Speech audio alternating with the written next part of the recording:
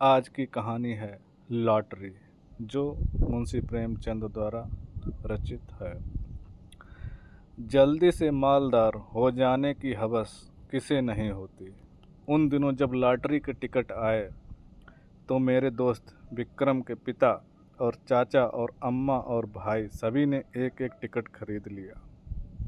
कौन जाने किसकी तकदीर जोर करे, किसी के नाम आए, रुपया रहेगा तो घर में ही। मगर विक्रम को सब्र ना हुआ। औरों के नाम रुपए आएंगे, फिर उसे कौन पूछता है। बहुत होगा 10,000 उसे दे देंगे। इतने रुपयों में उसका क्या होगा। उसको जिंदगी में बड़े बड़े मंसूबे थे। पहले तो उसे संपूर्ण जगत की यात्रा करनी थी।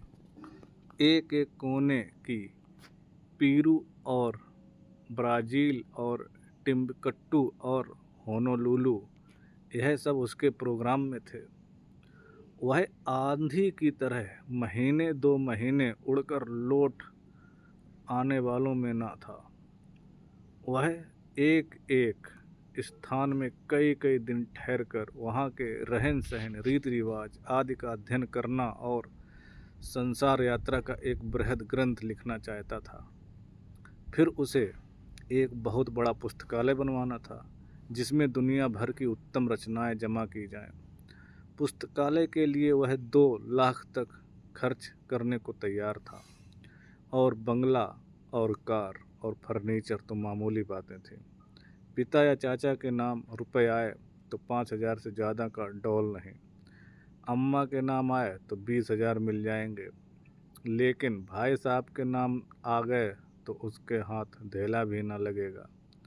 वह आत्माभिमानी था। घर वालों से भी खैरात या पुरस्कार के रूप में कुछ लेने की बात से उसे अपमान सी लगती थी। कहा करता, या भाई, किसी के सामने हाथ फैलाने से तो किसी गड्ढे में डूब मरना अच्छा है। जब आदमी अपने लिए संसार में कोई स्थान न निकाल सके तो यहाँ से प्रस्थान कर जाए। वह बहुत बेकार था। घर में लॉटरी टिकट के लिए उसे कौन रुपया देगा, और वह मांगे भी तो कैसे।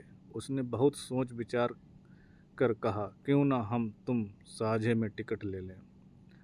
तजवीज़ मुझे भी पसंद आई।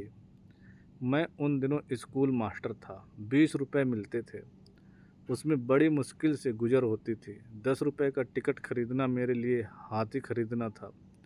हाँ, 1 महीना दूध और घी और जलपान और ऊपर के सारे खर्च तोड़कर 5 रुपये की गुंजाइश निकल सकती थी। फिर भी जी डरता था, कहीं से कोई भलाई रकम मिल जाए तो कुछ हिम्मत बढ़े। विक्रम ने कहा, कहो तो अपनी अंगूठी बेच डालूं, कह दूंगा उंगली से फिसल पड़ी। अंगूठी 10 रुपये से कम न थी। उसमें पूरा टिकट आ सकता था। अगर कुछ खर्च किए बिना ही टिकट में आधा साझा हुआ जाता है तो क्या बुरा है। सहसा विक्रम फिर बोला, लेकिन भाई, तुम्हें नगद देने पड़ेंगे। मैं 5 रुपये नगद लिए बगैर साझा न करूँगा। अब मुझे औचित्य का ध्यान आ गया। बोला, नहीं, यह बुरी बात है। चोरी खुल जाएगी तो शर्मिंदा होना पड़ेगा, और तुम्हारे साथ मुझ पर भी डांट पड़ेगी। आखिर यह तय हुआ कि पुरानी किताबें किसी सेकेंड हैंड किताबों की दुकान पर बेच डाली जाएं और उस रुपए से टिकट लिया जाए। किताबों से ज़्यादा बेज़रूरत हमारे पास कोई चीज़ न थी। हम दोनों साथ ही मैट्रिक पास हुए थे, और यह देखकर कि जिन्होंने डिग्रियां लीं और आंखें फोड़ी और घर के रुपए बर्बाद किए, वह भी जूतियां चटका रहे हैं। हमने वहीं हाल्ट कर दिया। मैं स्कूल मास्टर हो गया और विक्रम मटर गश्त करने लगा। हमारी पुरानी पुस्तकें अब दीमकों के सिवा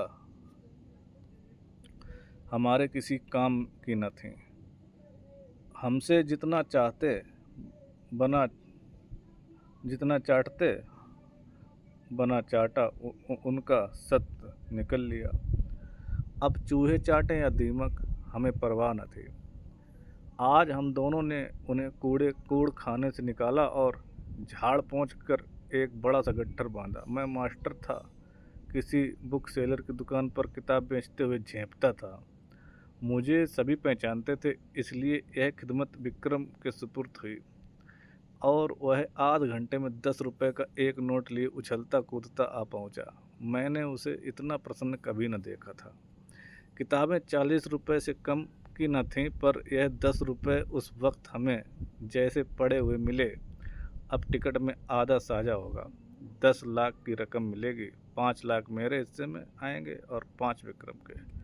हम अपने इसी में मगन थे। मैंने संतोष का भाव दिखाकर कहा, 5 लाख रुपए कम नहीं होते हैं जी। विक्रम इतना संतोषी न था। बोला, 5 लाख क्या, हमारे लिए तो इस वक्त 500 भी बहुत हैं भाई, मगर जिंदगी का प्रोग्राम तो बदलना पड़ गया। मेरी यात्रा वाली स्कीम तो टल नहीं सकती।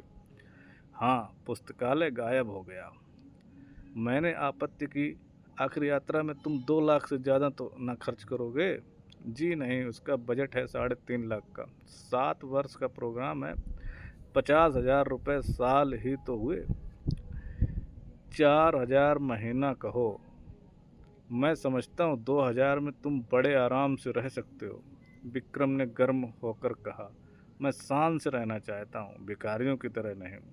2,000 में भी तुम शान से रह सकते हो, जब तक आप अपने हिस्से में 2 लाख मुझे ना देंगे, पुस्तकालय ना बन सकेगा। कोई ज़रूरी नहीं है तुम्हारा पुस्तकालय शहर में बेजोड़ हो। मैं तो बेजोड़ ही बनवाऊँगा, इसका तुम्हें अख्तियार है, लेकिन मेरे रुपयों से तुम्हें कुछ ना मिल सकेगा। मेरी ज़रूरतें देखो, तुम्हारे घर में काफ़ी जायदाद है, तुम्हारे सिर कोई बोझ नहीं। मेरे सिर तो सारी गृहस्थी का बोझ है। 2 बहनों का विवाह, 2 भाइयों की शिक्षा, नया मकान बनवाना है। मैंने तो निश्चय कर लिया कि सब रुपए सीधे बैंक में जमा कर दूंगा, उनके सूद से काम चलाऊंगा। कुछ ऐसी शर्तें लगा दूंगा कि मेरे बाद भी कोई इस रकम में हाथ न लगा सके। विक्रम ने सहानुभूति के भाव से कहा, हाँ, ऐसी दशा में तुमसे कुछ मांगना अन्याय है। खैर, मैं ही तकलीफ उठा लूँगा, लेकिन बैंक के सूद की दर तो बहुत गिर गया है। हमने कई बैंकों के सूद का दर देखा, स्थायी कोष का भी, सेविंग बैंक का भी। बेशक दर बहुत कम था। 2-2.5 लाख रुपए सैकड़े ब्याज पर जमा करना व्यर्थ है। क्यों न लेन देन का कारोबार शुरू किया जाए। विक्रम भी यात्रा पर न जाएगा, दोनों के साझे में कोठी चलेगी। जब कुछ धन जमा हो जाएगा तब वह यात्रा करेगा। लेन देन में सूद भी अच्छा मिलेगा और अपना रौब दाब भी रहेगा। हाँ, जब तक अच्छी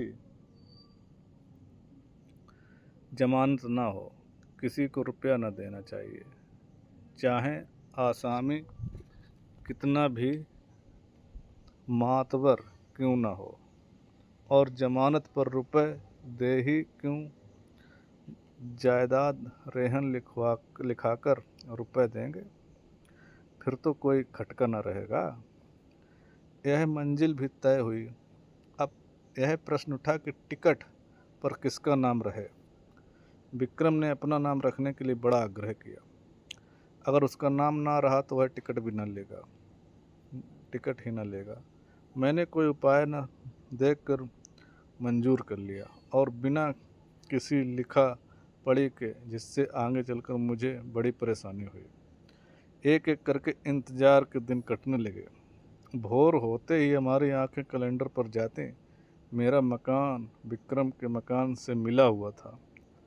स्कूल जाने के पहले और स्कूल से आने के बाद हम दोनों साथ बैठकर अपने अपने मंसूबे बांधा करते, और इस तरह साएं साएं की कोई सुन न ले, हम अपने टिकट खरीदने का रहस्य छिपाए रखना चाहते थे। यह रहस्य जब सत्य का रूप धारण कर लेगा, उस वक्त लोगों को कितना विस्मय होगा। उस दृश्य का नाटकीय आनंद हम नहीं छोड़ना चाहते थे। एक दिन बातों बातों में विवाह का जिक्र आ गया। विक्रम ने दार्शनिक गंभीरता से कहा, भाई शादी वादी का जंजाल तो मैं नहीं पालना चाहता।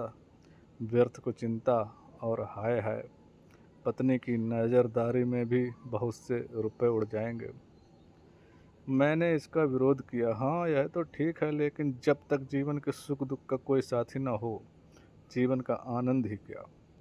मैं तो विवाहित जीवन से इतना विरक्त नहीं हूँ। हाँ साथी ऐसा चाहता हूँ जो अंत तक साथ रहे, और ऐसा साथी पत्नी के सिवा दूसरा नहीं हो सकता। विक्रम ज़रूरत से ज़्यादा तुनक मिजाजी से बोला, खैर अपना अपना दृष्टिकोण है। आपको बीबी मुबारक और कुत्तों की तरह उसके पीछे पीछे चलना और बच्चों को संसार की सबसे बड़ी विभूति और ईश्वर की सबसे बड़ी दया समझना। मुबारक, बंदा तो आज़ाद रहेगा, अपने मज़े से जहाँ चाह गए और जब चाह उड़ गए और जब चाह घर आ गए। यह नहीं कि हर वक्त एक चौकीदार आपके सिर पर सवार हो। जरा सी देर हुई घर आने में और फौरन जवाब तलब हुआ, कहाँ थे अब तक। आप कहीं बाहर निकले और फौरन सवाल हुआ, कहाँ जाते हो। और कहीं दुर्भाग्य से पत्नी जी भी साथ हो गई, तब तो डूब मरने के सिवा आपके लिए कोई मार्ग ही नहीं रह जाता। ना भैया, मुझे आपसे ज़रा भी सहानुभूति नहीं। बच्चे को ज़रा सा जुकाम हुआ और आप बेहताशा दौड़े चले जा रहे हैं होम्योपैथी डॉक्टर के पास। ज़रा उम्र खिसकी और लौंडे मनाने लगे कि अब आप प्रस्थान करें और वह गुलछर्रे उड़ाएं। मौका मिला तो आपको जहर खिला दिया और मशहूर किया कि आपको कॉलरा हो गया था। मैं इस जंजाल में नहीं पड़ता। कुंती आ गई। विक्रम की छोटी बहन थी, कोई 11 साल की, छठे में पढ़ती थी और बराबर फेल होती थी। बड़ी चिबिल्ली, बड़ी सोखा, इतने धमाके से द्वार खोले कि हम दोनों चौंक कर उठ खड़े हुए। विक्रम ने बिगड़ कर कहा, तू बड़ी शैतान है कुंती, किसने तुझे बुलाया यहाँ। कुंती ने खुफिया पुलिस की तरह कमरे में नज़र दौड़ा कर कहा, तुम लोग हरदम यहाँ किवाड़ बंद किए बैठे क्या बातें किया करते हो। जब देखो यहीं बैठे हो, ना कहीं घूमने जाते हो ना तमाशा देखने। कोई जादू मंत्र जगाते हो गए। विक्रम ने उसकी गर्दन पकड़कर हिलाते हुए कहा, हाँ एक मंत्र जगा रहे हैं जिसमें तुझे एक दूल्हा मिले जो रोज गिनकर 5 हंटर जमाए सड़ासड़। कुंती उसकी पीठ पर बैठ कर बोली, मैं ऐसे दूल्हे से ब्याह करूंगी जो मेरे सामने खड़ा पूंछ हिलाता रहेगा। मैं मिठाई के दोने फेंक दूंगी और वह चाटेगा। जरा भी ची चप्पड़ करेगा तो कान गरम कर दूंगी। अम्मा की लॉटरी के रुपए मिलेंगे तो 50,000 मुझे दे देंगी। बस चैन करूंगी मैं दोनों वक्त ठाकुर जी से अम्मा के लिए प्रार्थना करती हूँ। अम्मा कहती हैं कुंवारी लड़कियों की दुआ कभी निष्फल नहीं होती। मेरा मन तो कहता है अम्मा को ज़रूर रुपए मिलेंगे। मुझे याद आया एक बार मैं अपने ननिहाल देहात में गया था तो सूखा पड़ा हुआ था। भादों का महीना आ गया था मगर पानी की बूंद नहीं। तब लोगों ने चंदा करके गांव की सब कुंवारी लड़कियों की दावत की थी और उसके तीसरे ही दिन मूसलाधार वर्षा हुई थी। अवश्य ही कुंवारियों की दुआ में असर होता है।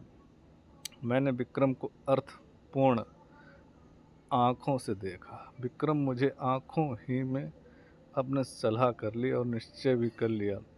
विक्रम ने कुंती से कहा, अच्छा तुमसे एक बात कहें। किसी से कहेगी तो नहीं। नहीं, तू तो बड़ी अच्छी लड़की है, किसी से ना कहेगी। मैं अब की तुझे खूब पढ़ाऊंगा और पास करा दूंगा। बात यह है कि हम दोनों ने भी लॉटरी का टिकट लिया है। हम लोगों के लिए भी ईश्वर से प्रार्थना किया कर। अगर हमें रुपए मिले तो तेरे लिए अच्छे अच्छे गहने बनवा देंगे। सच। कुंती को विश्वास न आया। हमने कस्में खाई, वह नखरे करने लगी। जब हमने उसे सिर से पांव तक सोने और हीरे से मढ़ देने की प्रतिज्ञा की तब वह हमारे लिए दुआ करने को राजी हुई, लेकिन उसके पेट में मनो मिठाई पच सकती थी। यह जरा सी बात न पची, सीधे अंदर भागी और एक क्षण में सारे घर में खबर फैल गई। अब जिसे देखिए विक्रम को डांट रहा है। अम्मा भी, चचा भी, पिता भी, केवल विक्रम की शुभकामना से या किसी भाव से कौन जाने बैठे बैठे तुम्हें हिमाकत की ही सूझती है। रुपए लेकर पानी में फेंक दिए। घर में इतने आदमियों ने तो टिकट लिया ही था, तुम्हें लेने की क्या ज़रूरत थी? क्या तुम्हें उसमें से कुछ ना मिलते? और तुम भी मास्टर साहब बिल्कुल गूंगा हो, लड़के को अच्छी बातें क्या सिखाओगे और उसे चौपट किए डालते हो। विक्रम तो लाडला बेटा था, उसे तो क्या कहते, कहीं रूठ कर 1-2 जून खाना ना खाए तो आफत ही आ जाए। मुझ पर सारा गुस्सा उतरा। इसको सोहबत में लड़का बिगड़ा जाता है, पर उपदेश कुशल बहुतेरे वाली कहावत मेरी आंखों के सामने थी। मुझे अपने बचपन की एक घटना याद आई। होली का दिन था, शराब की एक बोतल मंगवाई थी। मेरे मामू साहब उन दिनों आए हुए थे। मैंने चुपके से कोठरी में जाकर गिलास में एक घूंट शराब डाली और पी गया। अभी गला जल ही रहा था और आंखें लाल ही थीं कि मामू साहब कोठरी में आ गए और मुझे मानो सेंध में गिरफ्तार कर लिया। और इतना बिगड़े कि मेरा कलेजा सूख कर छुहारा हो गया। अम्मा ने भी डांटा, पिताजी ने भी डांटा। मुझे आंसुओं से उनकी क्रोधाग्नि शांत करनी पड़ी। और दोपहर ही को मामू साहब नशे से पागल होकर गाने लगे, फिर रोए, फिर अम्मा को गालियां दी, दादा को भी मना करने पर मारने दौड़े और आखिर में कह करके ज़मीन पर बेसुध पड़े नजर आए। विक्रम के पिता बड़े ठाकुर साहब और ताऊ छोटे ठाकुर साहब दोनों जड़वादी थे, पूजा पाठ की हंसी उड़ाने वाले पूरे नास्तिक, मगर अब दोनों बड़े निष्ठावान और ईश्वर भक्त हो गए थे। बड़े ठाकुर साहब तो प्रातःकाल गंगा स्नान करने जाते और मंदिरों के चक्कर लगाते हुए दोपहर को सारी देह में चंदन लपेटे घर लौटते। छोटे ठाकुर साहब घर पर ही गर्म पानी से स्नान करते और गठिया से ग्रस्त होने पर भी राम नाम लिखना शुरू कर देते। धूप निकल आने पर पार्क की ओर निकल जाते और चींटियों को आटा खिलाते। शाम होते ही दोनों भाई अपने ठाकुर द्वारे में जा बैठते और आधी रात तक भागवत की कथा तन्मय होकर सुनते। विक्रम के बड़े भाई प्रकाश को साधु महात्माओं पर अधिक विश्वास था। वह मठों और साधुओं के अखाड़ों और कुटियों की खाक छानते और माता जी को भी भोर से आधी रात तक स्नान, पूजा और व्रत के सिवा दूसरा काम ही न था। उस उम्र में भी उन्हें सिगार का शौक था, पर आजकल पूरी तपस्विनी बनी हुई थी। लोग नाहक लालसा को बुरा कहते हैं, मैं तो समझता हूँ हम में जो यह भक्ति और निष्ठा और धर्म प्रेम है, वह केवल हमारी लालसा, हमारे हवस के कारण हमारा धर्म हमारे स्वार्थ के बल पर टिका है। हवस मनुष्य के मन और बुद्धि पर इतना संस्कार कर सकती है, यह मेरे लिए बिल्कुल नया अनुभव था। हम दोनों भी ज्योतिषियों और पीड़ितों पंडितों से प्रश्न करके अपने को कभी दुखी कर लिया करते थे। ज्यों-ज्यों लॉटरी का दिन समीप आता जाता था, हमारे चित्त की शांति उड़ती जाती थी। हमेशा उसी और मन टंगा रहता। मुझे आप ही आप अकारण संदेह होने लगा कि कहीं विक्रम मुझे हिस्सा देने से इनकार कर दे तो मैं क्या करूं। साफ इनकार कर जाए कि तुमने टिकट में साझा किया ही नहीं, न कोई तहरीर है, न कोई दूसरा सबूत। सब कुछ विक्रम की नीयत पर है। उसकी कीमत जरा भी डामाडोल हुई और मेरा काम तमाम।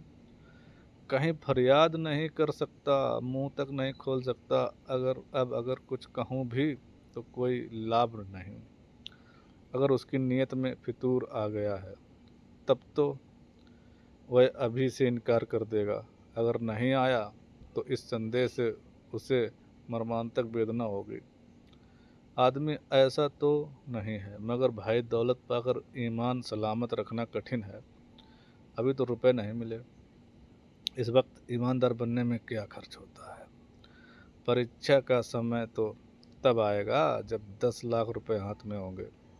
मैंने अपने अंतःकरण को टटोला। अगर टिकट मेरे हाथ का होता और मुझे 10 लाख मिल जाते तो मैं आधे रुपए बिना कान पूंछ हिलाए विक्रम के हवाले कर देता। कौन कह सकता है, मगर अधिक संभव यही था कि मैं होले हवाले करता। कहता, तुमने मुझे 5 रुपए उधार दिए थे, उसके 10 ले लो, 100 ले लो, और क्या करोगे। मगर नहीं, मुझसे इतनी बददियानत ना होती। दूसरे दिन हम दोनों अखबार देख रहे थे कि सहसा विक्रम ने कहा, कहीं हमारा टिकट निकल आए तो मुझे अफसोस होगा कि नाहक तुमसे साझा किया।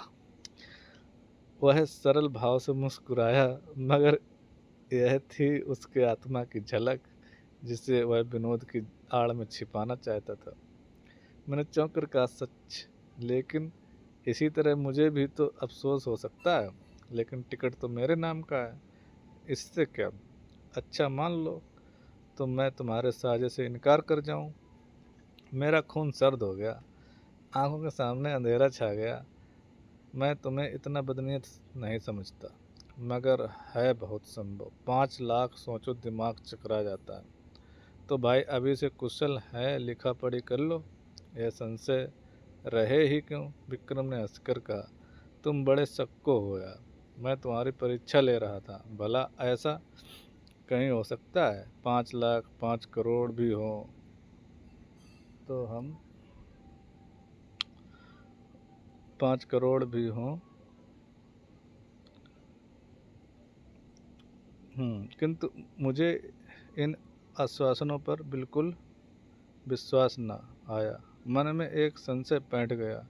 मैंने कहा, यह तो मैं जानता हूँ कि तुम्हारी नीयत कभी विचलित नहीं हो सकती, लेकिन लिखा पढ़ी कर लेने में क्या हर्ज है। फिजूल है, फजूल ही सही तो पक्के कागज पर लिखना पड़ेगा। 10 लाख की कोर्ट फीस ही 7,500 हो जाएगी।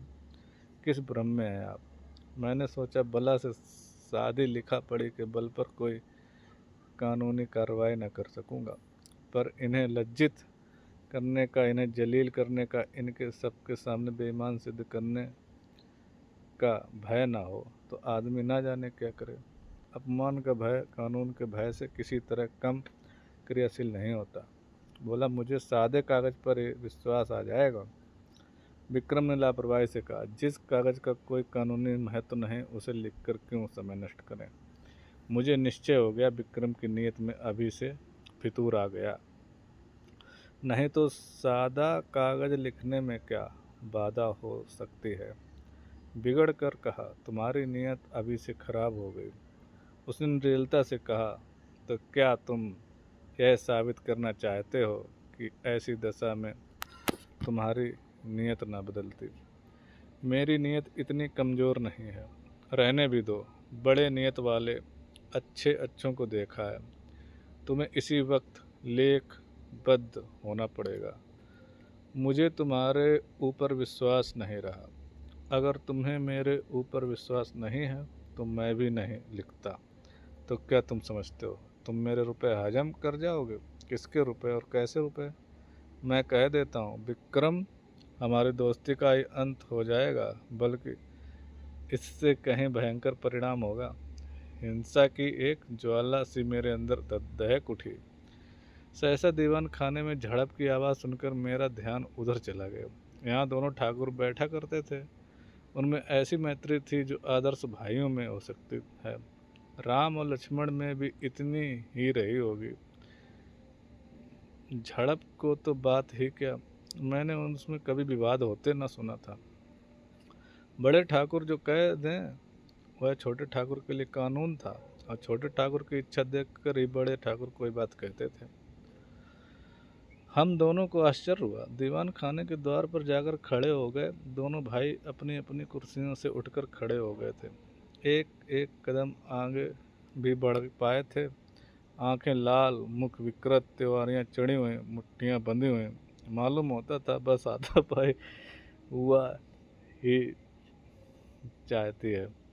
छोटे ठाकुर ने हमें देखकर पीछे हटते हुए कहा, सम्मिलित परिवार में तो जो कुछ भी हो और कहीं से भी हो और किसी के नाम भी आए वह सबका है बराबर। बड़े ठाकुर ने विक्रम को देखकर एक कदम और आगे बढ़ाया। हरगिज नहीं, अगर मैं कोई जुर्म करूं तो मैं पकड़ा जाऊंगा। सम्मिलित परिवार नहीं, मुझे सजा मिलेगी, सम्मिलित परिवार को नहीं। यह व्यक्तिगत प्रश्न है, इसका फैसला अदालत से होगा। शौक से अदालत जाइए, अगर मेरे लड़के, मेरी बीवी या मेरे नाम लॉटरी निकली तो आपका उससे कोई संबंध ना होगा। उसी तरह आपके नाम लॉटरी निकले तो मुझसे, मेरी बीवी से या मेरे लड़के से उनसे कोई संबंध ना होगा। अगर मैं जानता आपकी ऐसी नीयत है तो मैं भी बीवी बच्चों के नाम से टिकट ले सकता था। यह आपकी गलती है, इसलिए कि मुझे विश्वास था आप भाई हैं। यह जुआ है, आपको समझ लेना चाहिए। जुए की हार जीत का खानदान पर कोई असर नहीं पड़ सकता। अगर आप कल को 10-5 हज़ार रेस में हार जाएं तो खानदान उसका जिम्मेदार ना होगा, मगर भाई का हक दबाकर आप सुखी नहीं रह सकते। आप न ब्रह्मा है, न ईश्वर, न कोई महात्मा। विक्रम की माता ने सुना कि दोनों भाइयों में ठनी हुई है और मल्ल युद्ध हुआ जाता है तो दौड़ी हुई बाहर आई और दोनों को समझाने लगी। छोटे ठाकुर ने बिगड़ कर कहा, आप मुझे क्या समझती हो? उन्हें समझाइए। जो 4-4 टिकट लिए बैठे हुए हैं, मेरे पास क्या है, एक टिकट, उसका क्या भरोसा। मेरी अपेक्षा जिन्हें रुपए मिलने का चौगुना चांस है, उनकी नीयत बिगड़ जाए तो लज्जा और दुख की क्या बात। ठकुराइन ने देवर को दिलासा देते हुए कहा, अच्छा, मेरे रुपए में से आधे तुम्हारे, अब तो खुश हो? बड़े ठाकुर ने बीवी की जवान पकड़ी, क्यों आधे लेंगे? मैं एक धेला भी न दूंगा। हम मुरव्वत और सहृदयता से काम लें, फिर भी इन्हें 5वें हिस्से से ज़्यादा किसी तरह न मिलेगा। आधे का दावा किस नियम से हो सकता है? न बौद्धिक, न धार्मिक, न नैतिक। छोटे ठाकुर ने खिसियाकर कहा, सारी दुनिया का कानून आप ही जानते हैं, जानते ही हैं। 30 साल तक वकालत नहीं की है। यह वकालत निकल जाएगी जब सामने कलकत्ते का बैरिस्टर खड़ा कर दूंगा। बैरिस्टर की ऐसी तैसी, चाहे वह कलकत्ते का हो या लंदन का, मैं आधा लूँगा, उसी तरह जैसे कि घर की जायदाद में मेरा आधा है। इतने में विक्रम के बड़े भाई साहब सिर और हाथ में पट्टी बांधे लंगड़ाते हुए, कपड़ों पर ताजे खून के दाग लगाए, प्रसन्न मुख आकर एक पाराम कुर्सी पर गिर पड़े। बड़े ठाकुर ने घबराकर पूछा, यह तुम्हारी क्या हालत है जी? यह चोट कैसे लगी? किसी ने मारपीट तो नहीं करी? प्रकाश ने कुर्सी पर लेटकर एक बार कहा, फिर मुस्कुराकर बोले, जी कोई बात नहीं, ऐसी कुछ बहुत चोट नहीं लगी। कैसे कहते हो चोट नहीं लगी? सारा हाथ और सिर सूज गया है, कपड़े खून से तर।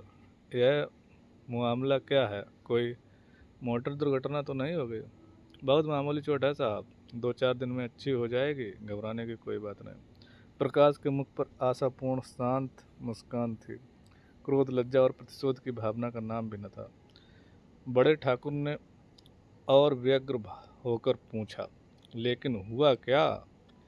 यह क्यों नहीं बतलाते? किसी से मारपीट हुई तो थाने में रपट करवा दूं? प्रकाश ने हल्के मन से कहा, मारपीट किसी से नहीं हुई साहब। बात यह है कि मैं जरा झक्कड़ बाबा के पास चला गया था। आप तो जानते हैं, वह आदमियों की सूरत से भांपते हैं और पत्थर लेकर मारने दौड़ते हैं। जो डरकर भागा वह गया, जो पत्थर की चोटें खाकर भी उनके पीछे लगा रहा वह पारस हो गया।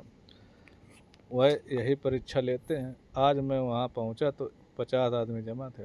कोई मिठाई लिए, कोई बहुमूल्य भेंट, कोई कपड़ों के थान। झक्कड़ बाबा ध्यानावस्था में बैठे हुए थे। एकाएक उन्होंने आंखें खोली और यह जनसमूह देखा तो कई पत्थर चुनकर उनके पीछे दौड़े। फिर क्या था, भगदड़ मच गई। लोग गिरते पड़ते भागे, हुर्र हो गए। एक भी न टिका, अकेला मैं घंटा घर की तरह वहीं डटा रहा। बस उन्होंने पत्थर चला ही दिए। पहला निशाना सिर में लगा, उनका निशाना अचूक पड़ता है। खोपड़ी बन्ना गई, खून की धारा बह चली, लेकिन मैं हिला नहीं। फिर बाबा जी ने दूसरा पत्थर फेंका, वह हाथ में लगा। मैं गिर पड़ा और बेहोश हो गया। जब होश आया तो वहाँ सन्नाटा था, बाबा जी भी गायब हो गए थे। अंतर ध्यान हो जाया करते हैं। किसे पुकारूं, किससे सवारी लाने को कहूं। मारे दर्द के हाथ फटा पड़ता था और सिर से भी अभी तक खून जारी था। किसी तरह उठा और सीधा डॉक्टर के पास गया। उन्होंने देखकर कहा, हड्डी टूट गयो है, और पट्टी बांध दी। गर्म पानी में सेंकने को कहा है। शाम को फिर आवेंगे, मगर चोट लगी तो लगी। अब लॉटरी मेरे नाम आई धरी है, यह निश्चय है। ऐसा कभी हुआ ही नहीं कि झक्कड़ बाबा की मार खाकर कोई नामुराद रह गया हो। मैं तो सबसे पहले बाबा की कुटी बनवा दूंगा। बड़े ठाकुर साहब के मुख पर संतोष की झलक दिखाई दी। फौरन पलंग बिछ गया। प्रकाश उस पर लेटे, ठकुराइन पंखा झेलने लगी। उनका मुख भी प्रसन्न था। इतनी चोट खाकर 10 लाख पा जाना कोई बुरा सौदा न था। छोटे ठाकुर साहब के पेट में चूहे दौड़ रहे थे। ज्यों ही बड़े ठाकुर साहब भोजन करने गए और ठकुराइन भी प्रकाश के लिए भोजन का प्रबंध करने गई, त्यों ही छोटे ठाकुर ने प्रकाश से पूछा, क्या बहुत जोर से पत्थर मारते हैं? जोर से तो क्या मारते होंगे, प्रकाश ने उनका आशय समझकर कहा। अरे साहब, पत्थर नहीं मारते, बम गोले मारते हैं। देव सा तो डोल डोल है, और बलवान इतने हैं कि एक गुस्से में शेरों का काम तमाम कर देते हैं। कोई ऐसा वैसा आदमी हो तो एक हो पत्थर में टें हो जाए। कितने ही तो मर गए, मगर आज तक झक्कड़ बाबा पर मुकदमा नहीं चला। और 2-4 पत्थर मार कर ही नहीं जाते जब तक आप गिर न पड़े और बेहोश न हो जाए। वह मारते जाएंगे, मगर रहस्य यही है कि आप जितनी ज़्यादा चोटें खाएंगे उतने ही अपने उद्देश्य के निकट पहुंचेंगे। प्रकाश ने ऐसा रोए खड़े कर देने वाला चित्र खींचा कि छोटे ठाकुर साहब थर्रा उठे। पत्थर खाने की हिम्मत न पड़ी।